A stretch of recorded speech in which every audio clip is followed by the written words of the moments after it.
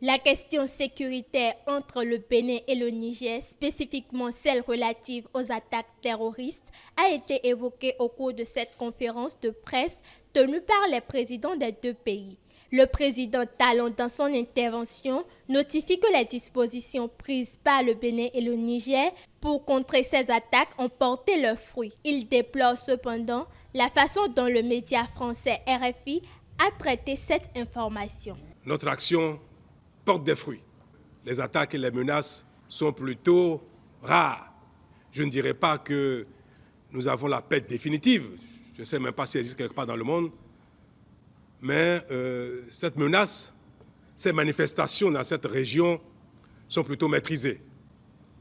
Et je peux dire que nous sommes relativement satisfaits de ce qui se fait aux grandes dames de RFI, qui ne manquent aucune occasion de se réjouir de nos déconvenues réelles ou imaginaires. Nous avons tous entendu ce matin, sur vos antennes, que le parc W fait l'objet d'attaques régulières. Je ne sais pas si le mot régulière veut dire la même chose que sporadique ou plutôt rare.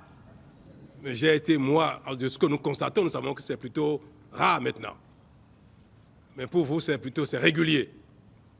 Je ne sais pas donc quel sens vous donnez à cela, mais c'est dommage que ce qui vous intéresse et dont vous faites l'apologie, ce n'est que des choses très mauvaises, ou qui même parfois, si on a une existence, n'existent que dans vos imaginations. Je suis désolé de le dire ainsi. Nous sommes dans une situation difficile. Il faut reconnaître les efforts, les points de satisfaction et de succès. Et c'est cela qui encourage les uns les autres à faire davantage.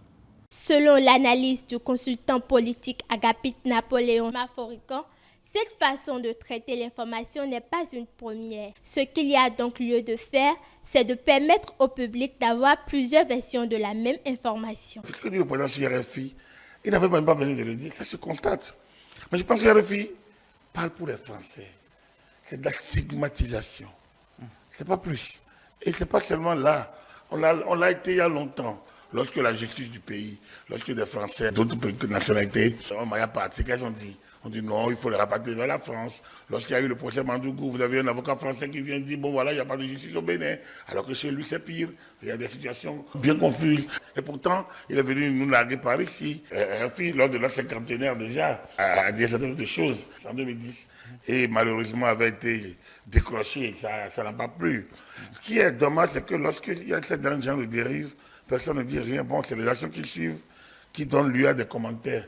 Même si ces actions ne sont pas souhaitées, c'est quand même, il faudrait quand même que les gens les voix s'élèvent effectivement pour expliquer quand même que nous sommes un État. Il faut qu'il y ait pluralisme de l'information. Il faut qu'il y ait plusieurs acteurs qui passent l'information pour que le consommateur final, qu'est le peuple, arrive à avoir plusieurs manières de voir. Le fait, lui, il est sacré.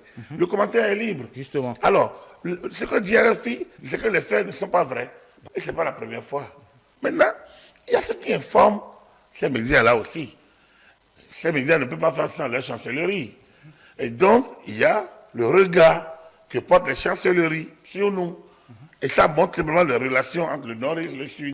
Le gouvernement béninois, dans le but de maintenir la sécurité sur le territoire national face aux diverses attaques terroristes, a pris un arrêté en date du 13 février 2023. Cet arrêté consiste à assurer la sécurité dans le septentrion, notamment dans la commune de Materi et dans les 6 arrondissements de la dite commune. En dehors de cette décision, plusieurs autres dispositions sont prises par le gouvernement. Pour y arriver, l'État béninois s'emploie de temps en temps à équiper les forces de l'ordre.